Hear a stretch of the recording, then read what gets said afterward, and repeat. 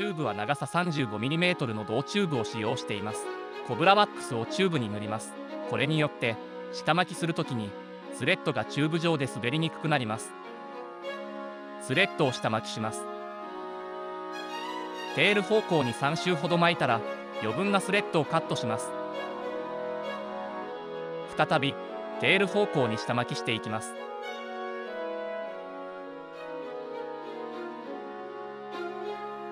シルクフロスを取り付けます。色はライトブルーです。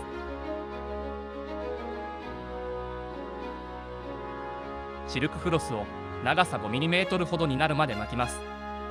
チューブは銅色でフロスのライトブルーに比べて濃い色なので、水に濡れてもチューブの色が透けないようにするためにフロスは厚めに巻きます。これがダンケルドパターンのタグになります。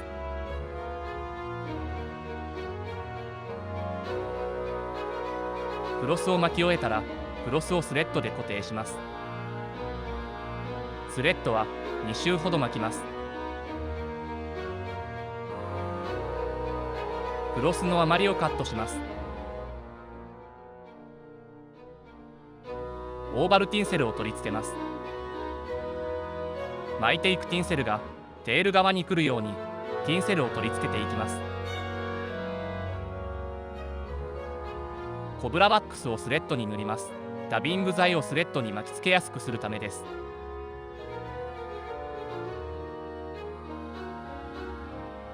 サーモウェブをスレッドに巻きつけていきます。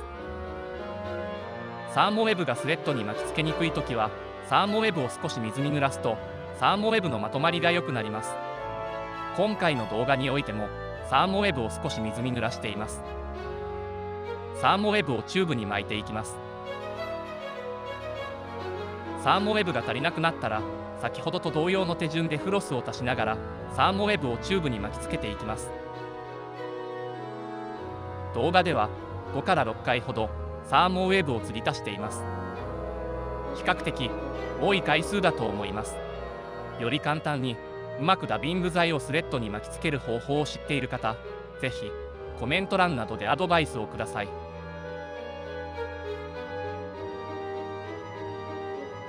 チューブの先端から 5mm ほどまでダビング剤を巻きます。逆に言うとチューブの先端 5mm ほどはサーモウェブを巻きません。ウィング剤を巻くスペースを確保するためです。ボディを巻き終えたらティンセルをボディの上から一定のピッチで巻いてリブを作ります。1、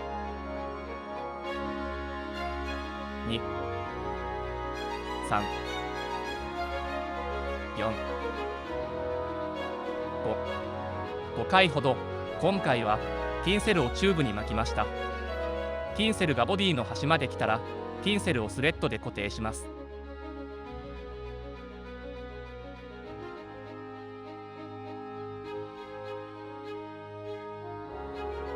ティンセルの余りをカットします。チューブの上にスレッドを巻きます。ウィングを取り付ける際に滑りにくくするためです。今回は5回ほどスレッドをチューブに巻きました。オレンジ色のスクイレルテールです。これはウィングとして使用します。スクイレルテールの長さはシルクフロスの左端に届くぐらいの長さにします。テール側のウィングを持ちながら3回ほどスレッドを巻いてウィングを固定します。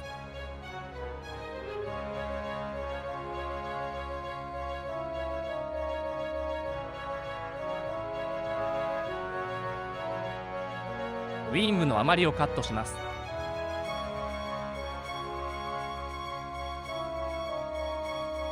次に使用するマテリアルは黄色いバックテールです。セカンドウィングとして使用します。長さは先ほど巻いたスクイレルテールより少し長くします。ウィングを固定する位置は先ほど巻いたスクイレルテールより少しヘッド側にします。スレッドを2回から3回ほど巻いてバックテールを固定します。次に赤いバックテールを使用します。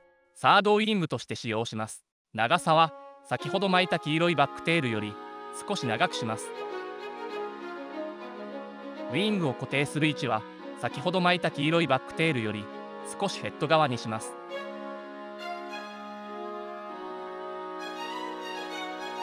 スレッドを2回から3回ほど巻いてバックテールを固定します。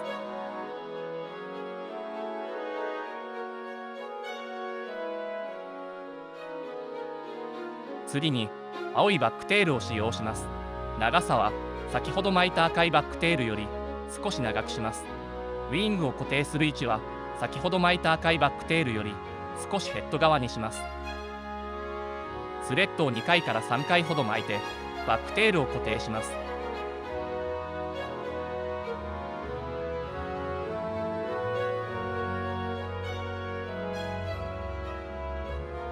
スレッドを巻いて3色のバックテールを固定します。しっかりと固定されるようスレッドのテンションは強めにして巻きます。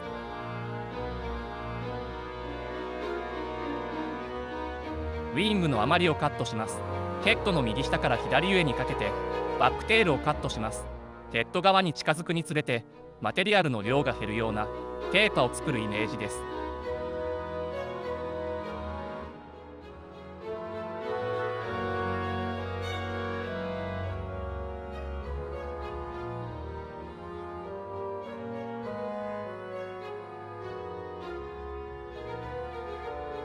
ヘッドセメントをバックテールに塗ります。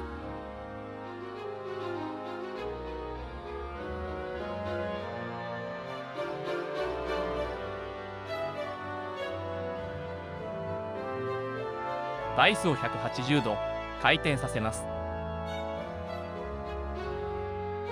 ブルーのスクイレルテールを使用します。長さはダビング材の左端にかかるぐらいにします。スレッドを2回から3回巻いてスクイレルテールを固定します。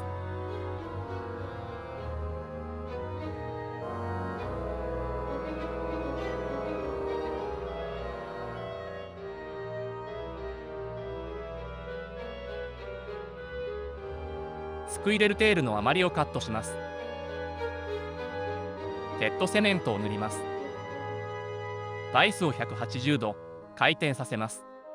次に茶色いバックテールを取り付けていきます。今回はこのバックテールのナチュラルな色の部分を使用します。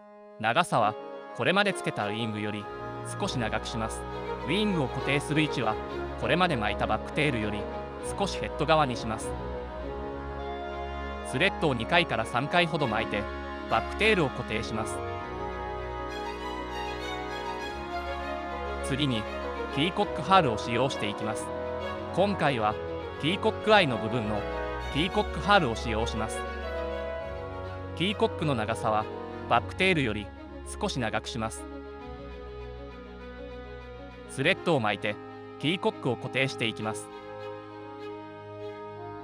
最初は軽めにスレッドを巻いてバランスの良い位置にウィングが配置できていることを確認してスレッドを強めに巻いていきます。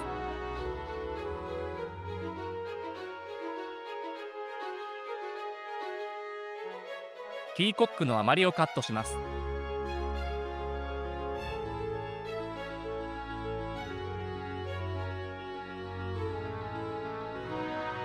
さらにスレッドを巻いてウィング材を固定していきます。次にギニアフォールダイドブルーを使用していきます。ギニアフォールを適当な大きさにカットしたものをフライのサイドに取り付けていきます。ギニアフォールの形を整えながらスレッドを2回ほど巻いてギニアフォールを固定します。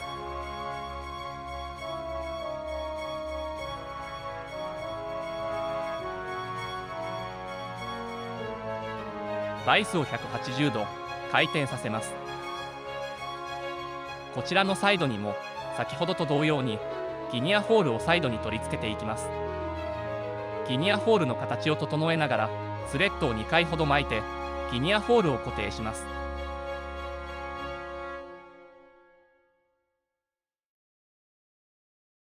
ピンセットなどでギニアホールをヘッド方向に引っ張り位置を調整します。スレッドを2回ほど巻いてギニアホールを固定します。バイスを180度回転させます。ギニアホールの余りをカットします。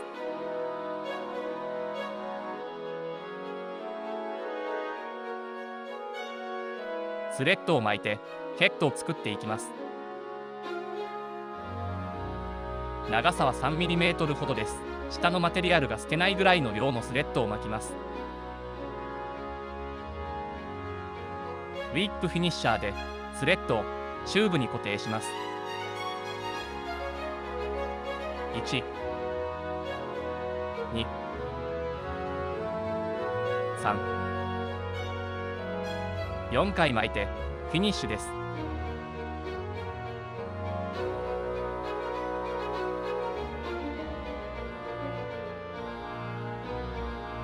スレッドの余りをカットします。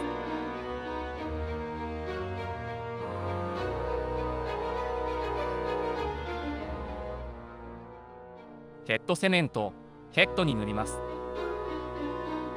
ヘッド全周を覆うように塗っていきます。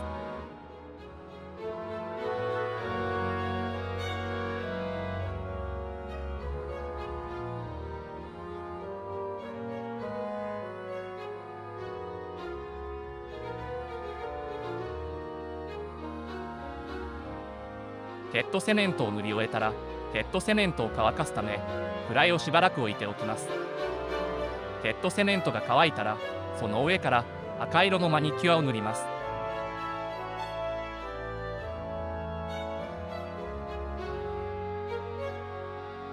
これもヘッドセメントと同様にヘッド全周を覆うように塗っていきます。